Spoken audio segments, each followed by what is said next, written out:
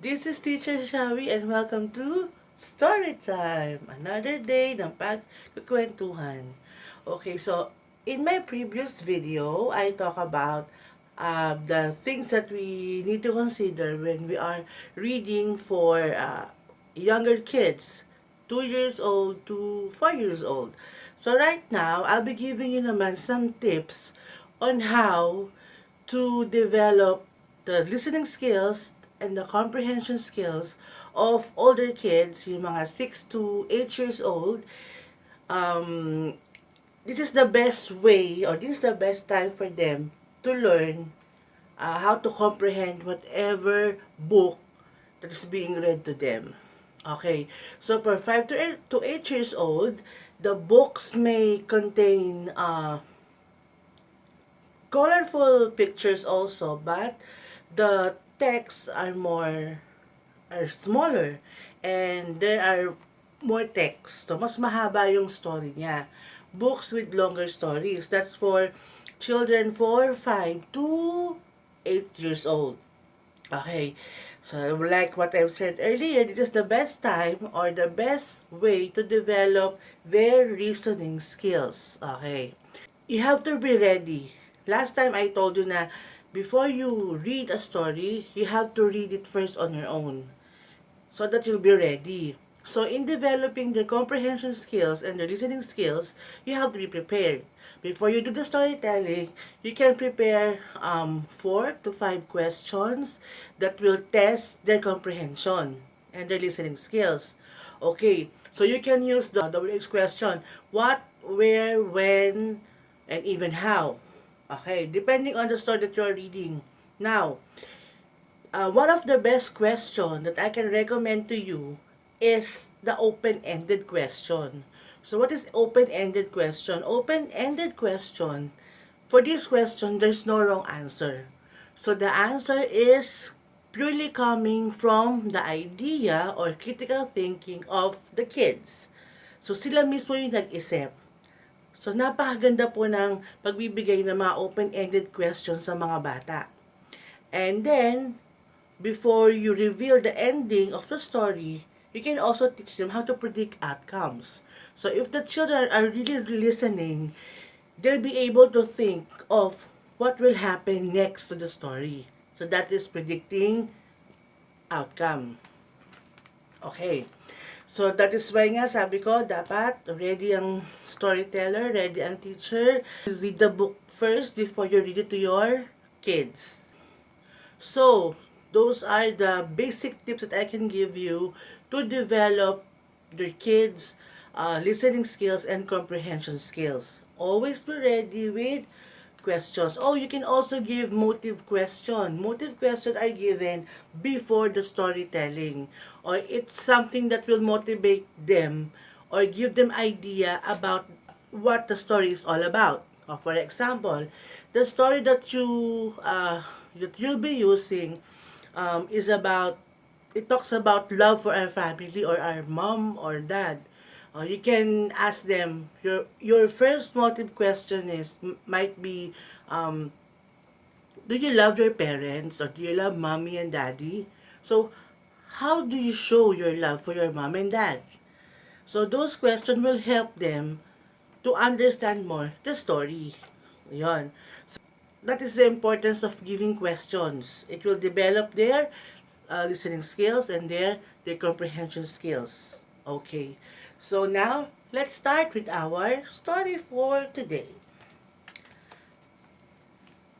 Our story for today is entitled Thrice As Nice.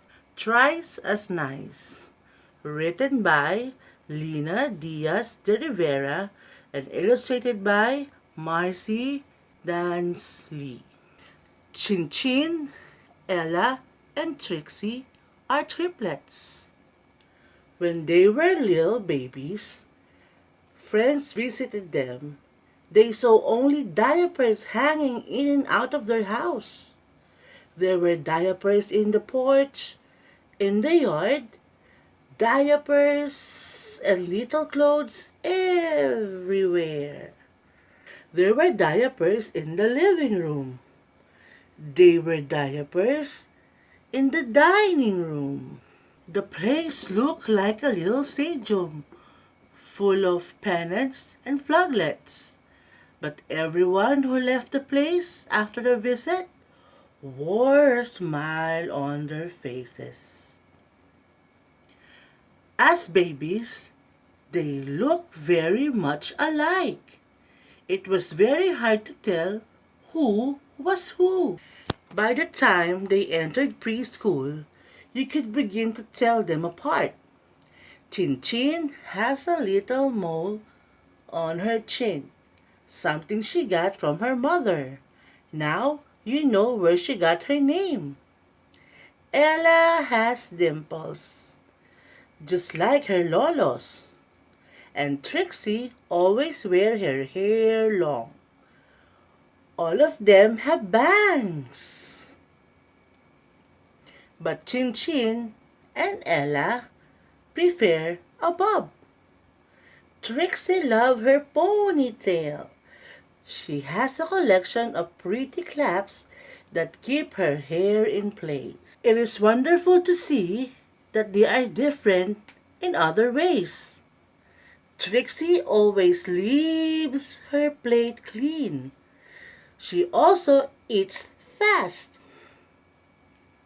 Chin Chin sings in between bites, and Ella reads as she eats. Chin Chin likes to draw.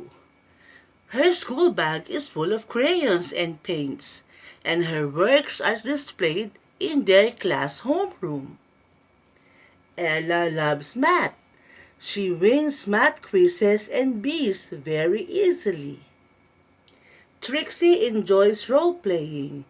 When the teacher asks to volunteer to act out a character in the story they read in class, Trixie is always among the children role-playing.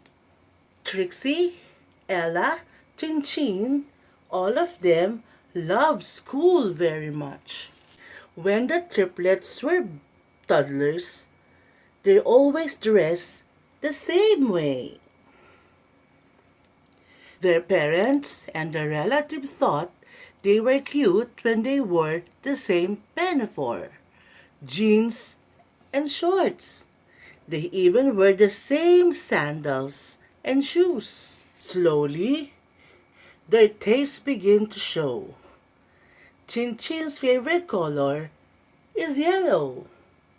Ella likes blue. And Trixie loves pink. All three prefers t-shirts and pants.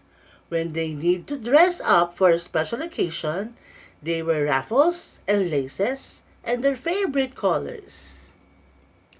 At home, all three help in cooking. Ella can already fry an egg, sunny side up.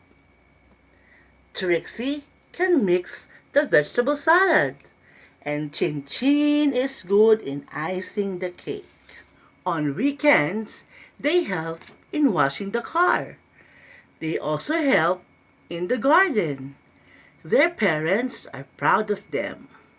All three love their Lolo and Lola, who also love them and call them triple treats. When they came to visit the triplets, Lolo and Lola smile all day. The end. So that's all for today. If you have any comments, suggestion, or anything that you want me to feature in my channel, just comment down below. So don't forget to like, share, and subscribe, and click that bell button so you will be notified every time I upload the video. So this is Teacher Shawi. Bye!